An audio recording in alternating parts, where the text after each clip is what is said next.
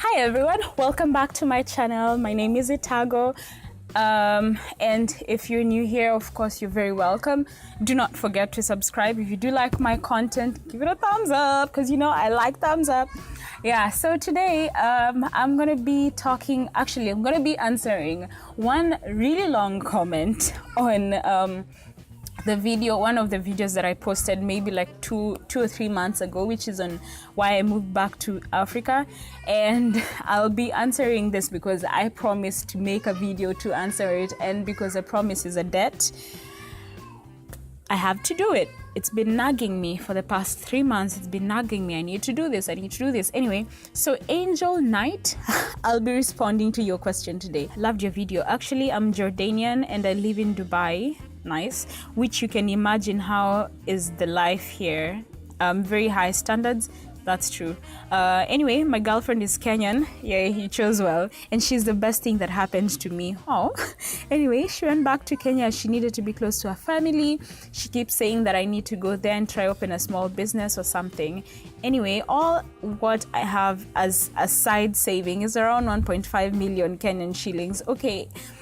But I'm worried about one, as I think Mzungu, will I be safe? Or safety, I think, is a matter of being aware of your environment. This is for anyone who's thinking about moving to Africa or visiting Africa, whatever country is in Africa. Let's just be clear. Africa is a continent. There's 54 countries, I believe.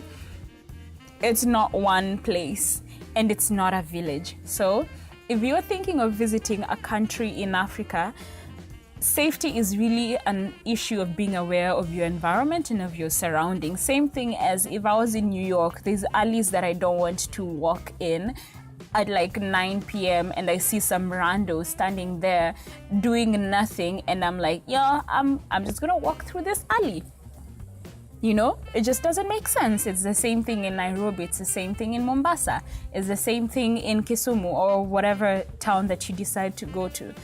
Safety is being aware of your surroundings. And really, I know this is not the best thing that I can say on my channel, but kama ni siku yako. Just pray.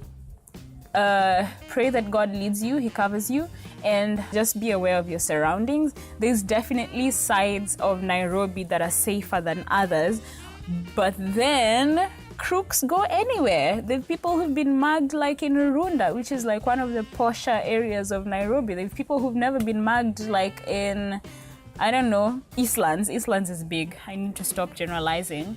Yeah, so just be aware of your surroundings.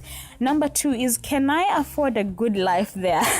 This guy, how much a minimum that I live on monthly? Like, I want to rent in a good, safe, nothing fancy place.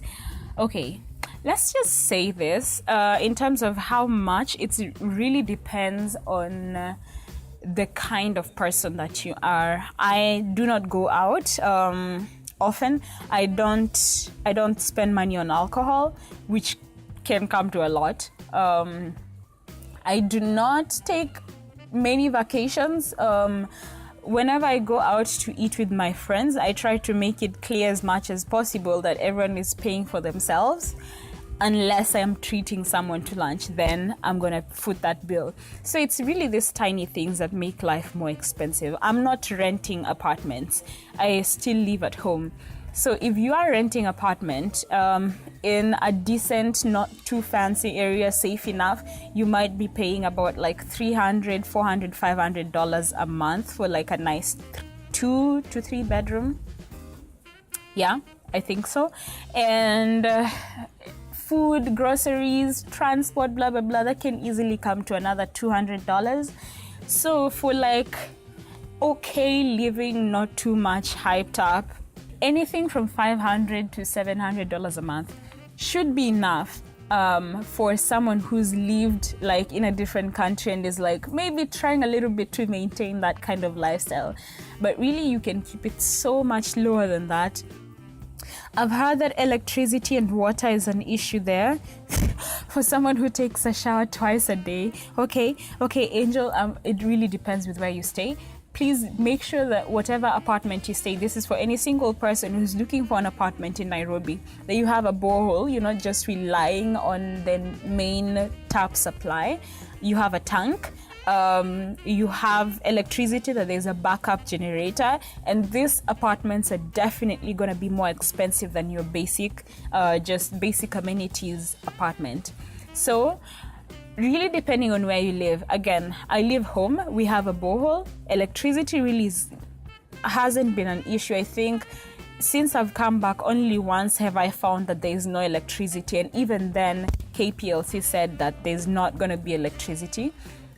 So really depending on where you live, and if you have a backup generator, you're cool, like you're fine, you're totally okay. And what's the worst that can happen when there's no electricity? Just some beautiful candle-lit dinners. How romantic.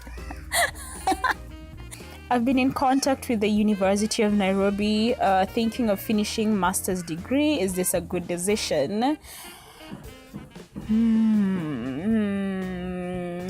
I want to say it depends. It depends with who your faculty is. It depends with what the degree is.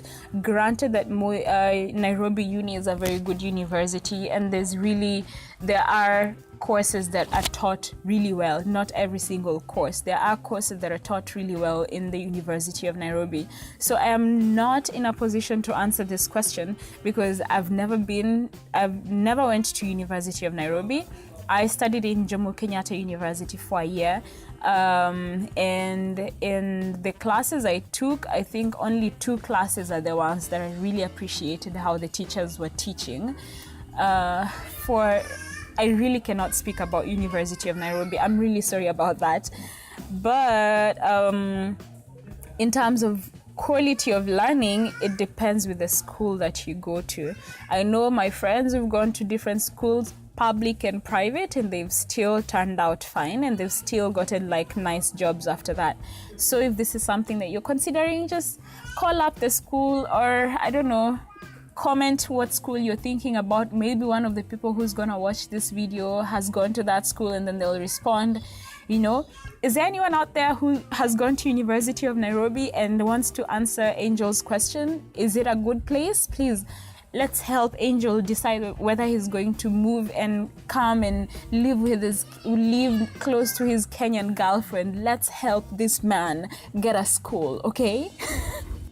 I'm confused between starting from zero with business or moving to the US and also starting from zero. Anyway, sorry for making this pretty long, but I hope to hear what you think.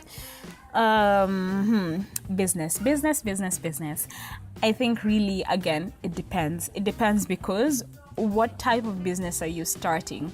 I think the first 2 to 3 years of business are actually the hardest because most of the small businesses will fail within that time frame, and then others within 5 years. So it really depends on how much time and how much effort are you putting in making sure that you're investing into this business. There are places that it's easier to run a business than other. I know, like, I would imagine that in Nairobi, depending on the business you start compared to the US, it might be cheaper. But again, I do not have a brick type of business. So if it's like online business, really, it can be run from anywhere. If it's anything else, then I really can't answer that question. So in terms of business, then that's something that if there's someone out there who thinks that they're in a position to compare US and Kenya, where have you thought that this has been easier to start in the US rather than in Kenya, or in Kenya rather than in the US? If there's someone out there who's like that, leave it in the comment section. For you guys out there who are selecting countries where you want to move, whether it's for 5 years, whether it's for a year, I really hope that you're considering the kinks of it, because really it's not the big things that are gonna annoy you, it's the tiny things. I'm gonna tell you, it's you walking on a road and there is no sidewalk. It's you walking and there's matatus splashing water on you. It's you walking and there's people saying kss, kss. That happens everywhere, but it's just annoying when you've been splashed water on, you don't have a sidewalk, and someone is like 3 things in one day. It's a lot. It's a lot of things. You have to consider really those things, the tiny things, and see if you're ready to face them. Know that you're never gonna be fully prepared to face all these things, but knowing that you will encounter such either reverse culture shocks or real culture, or not real, first time culture shocks, you will encounter them. So just being aware of such things really helps. I hope this answers your question, Angel. Do tell me if I've answered it. If not, I'm so sorry. Otherwise, hope to see you guys in the next video. Bye.